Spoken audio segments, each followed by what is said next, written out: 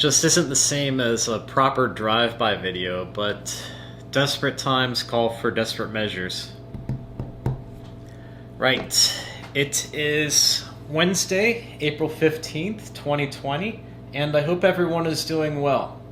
Last week after I published episode V9E4, which all took place in the driveway out here, I thought I don't want to just post videos about gear and the Jeep and stuff like that. I want to still continue to show places and experiences.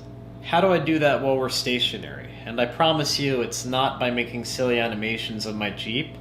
What I want to do is take a look at old footage from 2018 and 2019 and show some scenes that you haven't seen before, and also provide some behind-the-scenes commentary. So while we're in these circumstances, taking old experiences and shedding new light on them. And I think that could be really fun and interesting.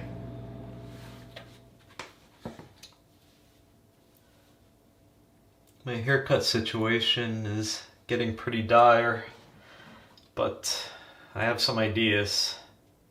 I think styles like this are going to start coming back full circle. I'm not sure which one I like the best. Maybe Dave Grohl.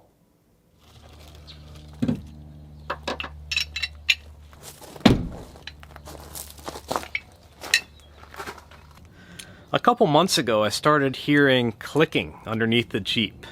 Click, click, click, click. It almost sounds like a stone or something's in a tire when it goes around and hits pavement.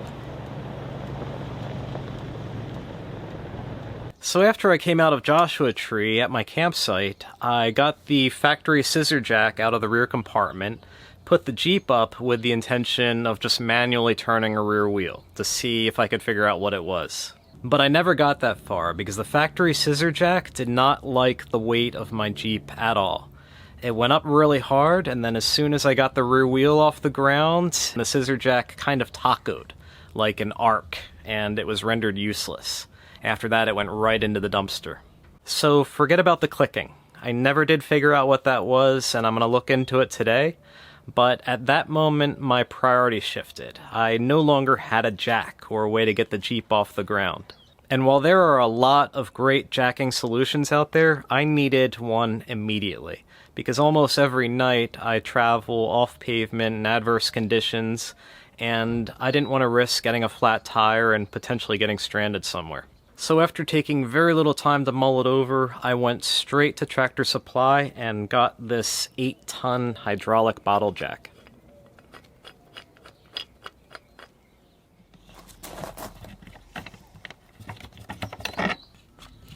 More than anything, I wanted a high-quality replacement jack that fit in the factory storage space, because that's what that space is for. I had high hopes that one of the bottle jacks from Tractor Supply would fit in the cubby, but none of them did. Pretty close.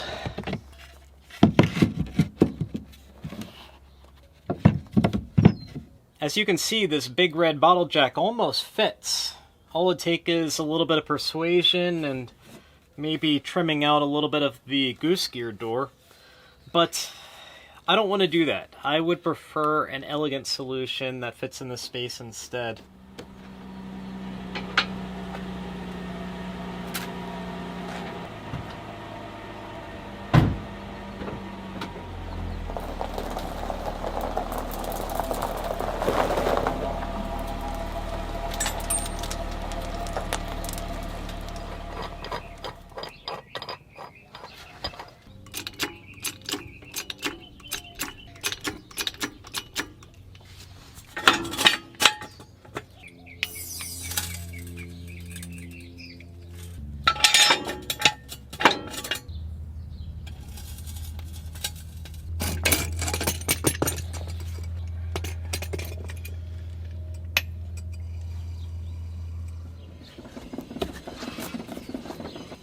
Parking brake is a little bit rubby on the driver's side rear, but otherwise it doesn't sound so bad at all.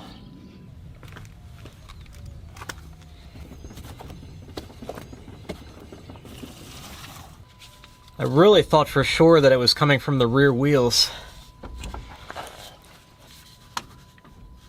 Maybe that's it.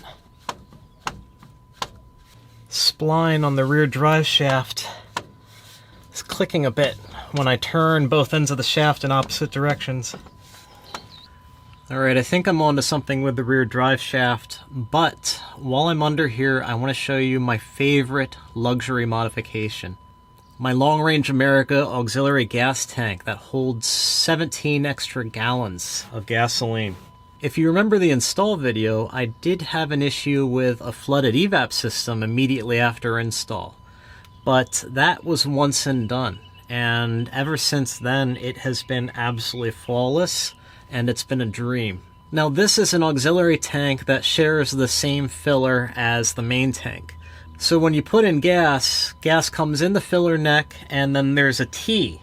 And then at the T, it first fills up the auxiliary tank. And then when the auxiliary tank is full, then it fills up the factory tank. Your factory tank still functions as normal. So when your gas gets low on that, you hit a button on your dashboard, and an electric pump kicks in, and in about a half an hour, it transfers all of your fuel from the auxiliary tank into the factory tank. When it's done, and my auxiliary tank is empty, the pump automatically shuts off, and the main tank is about 3/4 full. Also, one more thing, the auxiliary gas tank does come treated with a protective coating. But for additional protection and some peace of mind, I had mine Linexed by a third party. Alright, back to diagnosing the clicking, which I think is my rear drive shaft. I am going to install my GoPro down here and take the Jeep for a drive around the block and see what we can see. Or hear what we can hear, as the case may be.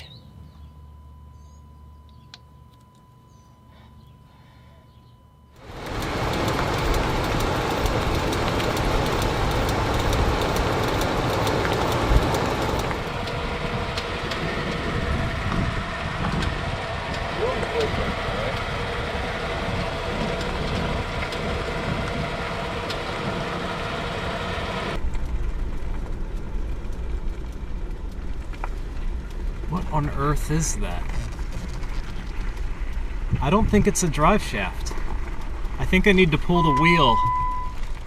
I need to pull the wheel and investigate this further.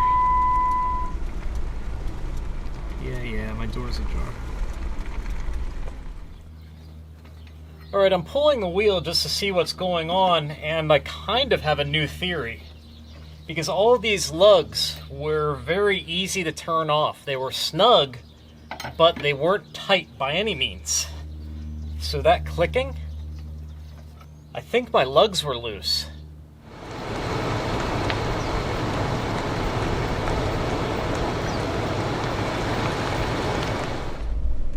That was it. There is no more clicking. So the lugs were snug, but they weren't torqued.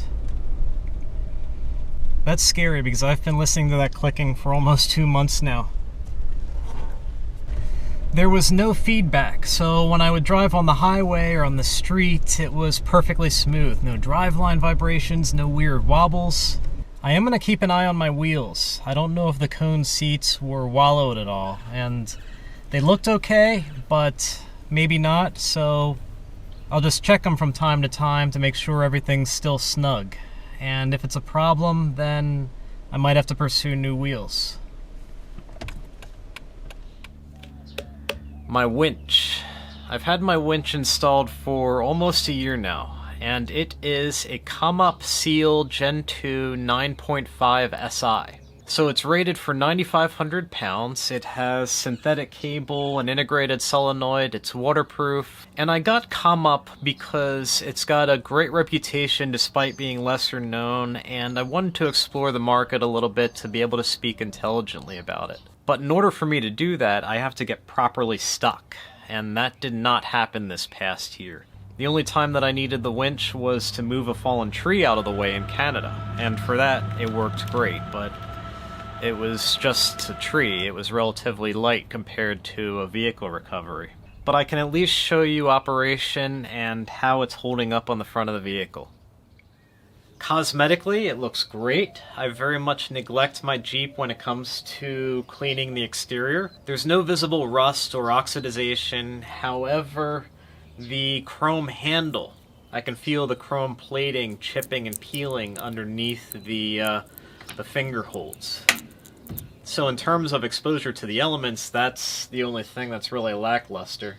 It's equipped with 100 feet of 3/8" synthetic cable, and it comes with a hook, but I installed a Factor 55 Flat Link Expert in place of the hook for a safer closed-loop recovery system. And when I first installed the winch, I did have concerns about airflow through the grill, since it's not integrated into the bumper, it's on a worn mounting plate. But in almost a year of heavy use, I have not had any issue with the Jeep overheating. Now, last summer I was far northeast in Atlantic Canada, and I have yet to drive in the sweltering summer weather of the American Southwest. There's a very nice kill switch on the side, and then when you press that, the front logo lights up, and there is a somewhat useless battery level indicator. It shows a series of green bars, much like a gas gauge. And honestly, that and the light up logo, it's just ridiculous. That is a gimmick. The winch controller itself is very nice. It's beefy with some heft to it, it's rubberized. It utilizes this extremely thick cable, which is almost the same gauge as battery cable. It's sealed for water resistance, there's a handy wrist strap, and it tested okay with quality control.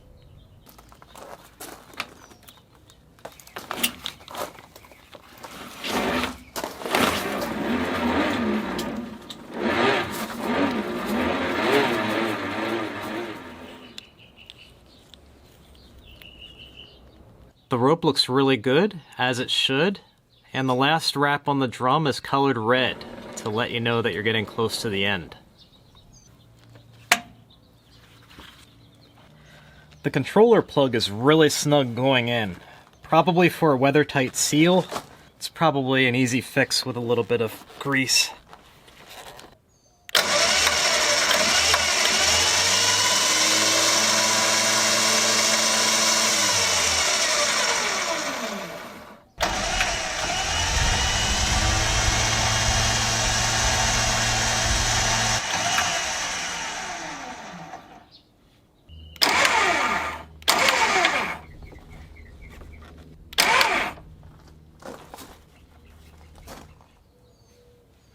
So without having needed it for vehicle recovery yet, I'm happy with it. If I had to do it again, I might get the version of this winch with the detached solenoid, because I think that might be a little less gimmicky and also allow better airflow on the front. It's Friday night, April 17th, 2020, and now for something completely different. We're going to take a look back at one of my most memorable adventures in Northern California, and that was January 2019, episode V6E3. Have you ever seen Mystery Science Theater 3000? Well, this is going to kind of be like that, but not as funny and not with the hilarious silhouettes at the bottom of the screen.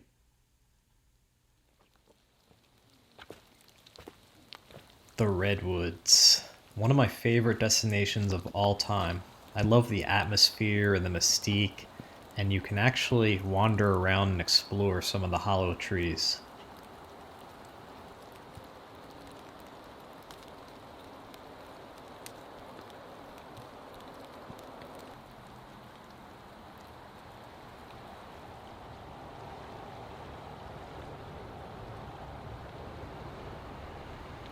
I didn't expect to stop at Burlington Campground, but when I passed it, it looked so inviting. $35 a night, if I recall, and in mid-January there were very few other campers.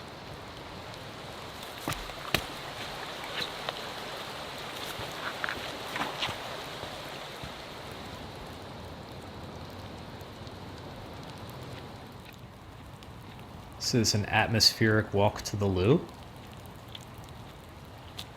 And the urgent run back, because of course my camera is getting soaked. My resolution for every New Year's is to eat healthier, so we're starting with a salad.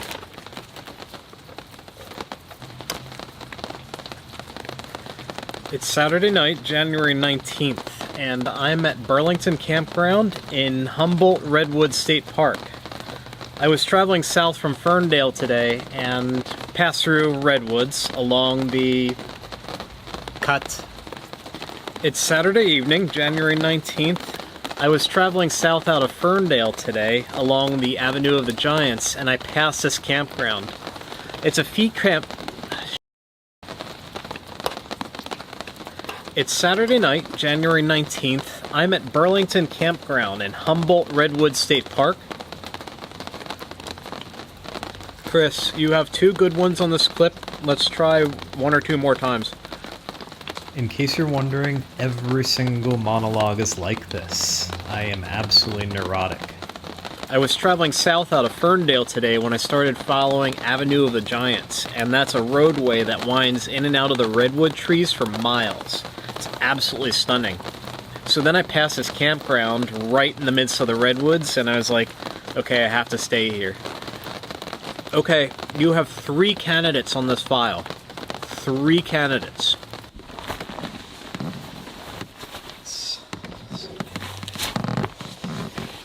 It's Monday morning. My stay amongst the redwoods has been a rainy one, but I'm about to venture outside. It's been very mild, close to 60 degrees Fahrenheit, and I'm gonna see about some coffee. I'll save the coffee footage for another time.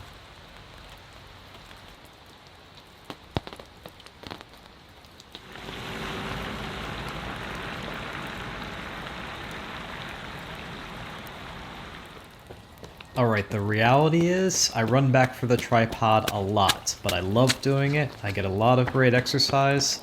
I just look like a lunatic.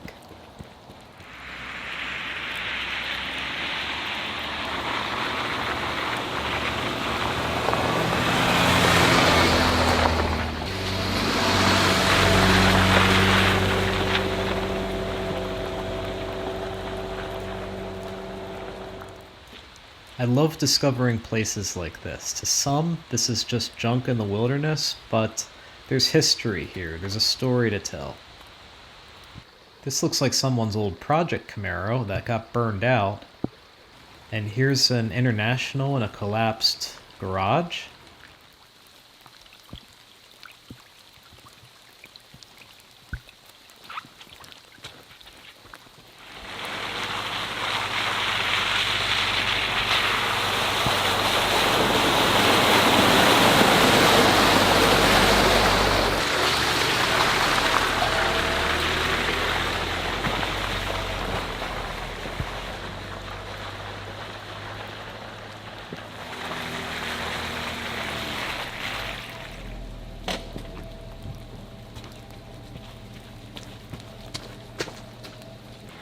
I would say as 2019 progressed, I did far less running back for the tripod and a lot more backing up for the tripod.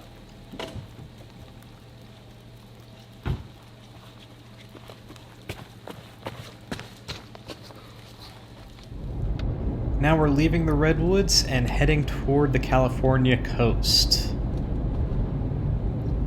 As I approached the coast, I saw on Gaia GPS a very interesting looking primitive road to the north, so I decided to check it out. This green Dodge Dakota passed me, and they got stuck in the mud further down the road. Hello. I didn't find them until next morning, but when I did, I pulled their truck out with a Jeep, and they were happy to get on their way. It must have been a rough night. And this is the first thing I saw when I emerged from the tree line.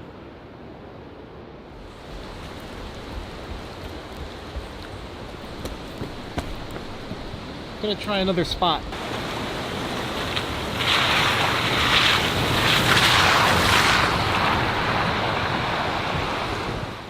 After leaving the redwoods behind this afternoon, I traveled southwest toward the California coast, and I found this dirt road that led me here. A free campground right along the coastline. I'm not on the beach right now, but it's just a stone's throw in that direction. I'm going to check it out more tomorrow. Panasonic Lumix GH5. This camera sees so much abuse and it just keeps going and takes exquisite photos and videos. Hey. Let's try again since I bumped the tripod. Always bump the tripod. Alright, 5:35 p.m. It feels like 8. I'm gonna watch something or some things on my iPad, a movie, TV show, and then call it a night. I ended up watching Stephen King's It that night, the first part of the recent movie, and it was so dark and so rainy. I remember the experience vividly, and it was awesome.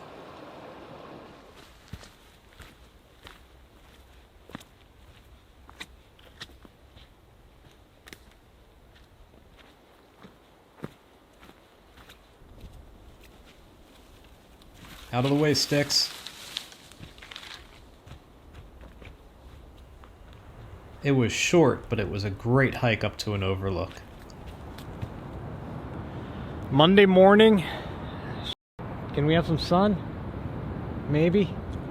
After enduring a rainy night, very rainy, the sky is finally breaking up and I'm gonna see some sun. Hang on, I'm waiting for some sun. I think it's happening. Oh man, it's beautiful.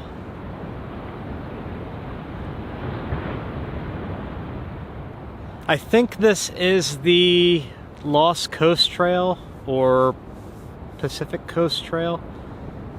I'm not sure. Relax. Wow, I hadn't had my coffee yet.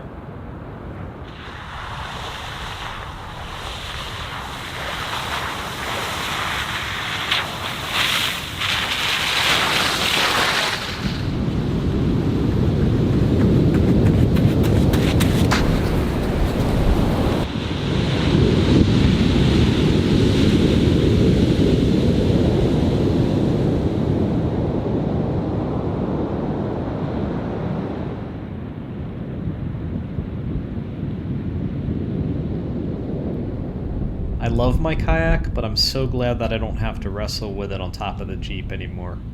Happy to have the pack raft instead.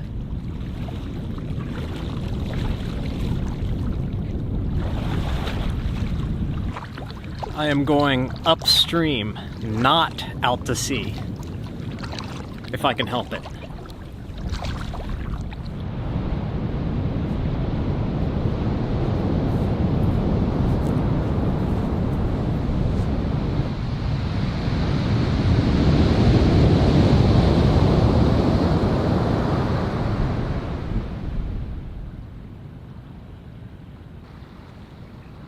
This just blew my mind. It's the animal from the Jägermeister bottle, and it was grazing about 25 feet from the Jeep.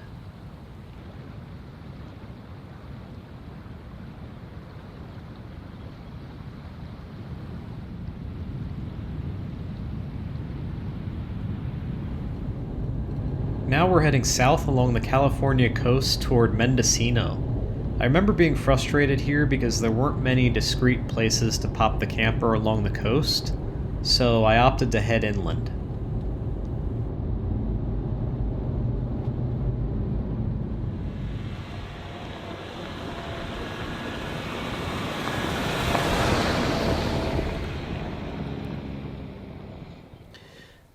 Instant potatoes, as usual. Also, I've got my kombucha. Gingerade I picked up at the grocery store. I love kombucha, although this has something really gross and slimy in it. I prefer my kombucha to be mostly fluid. Wow. Seriously, Chris?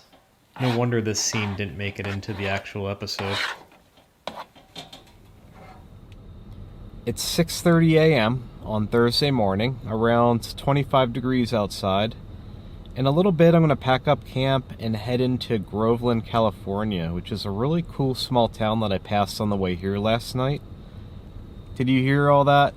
How was audio? Audio? I think it's good.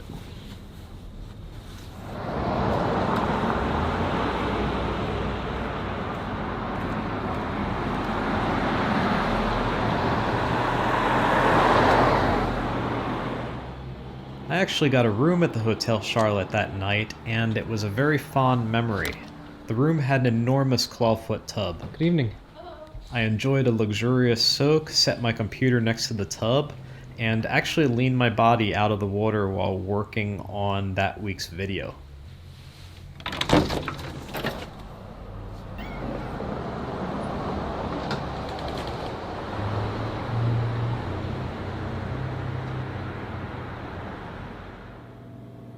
I hope you enjoyed that look back at the Redwoods and at the California coast.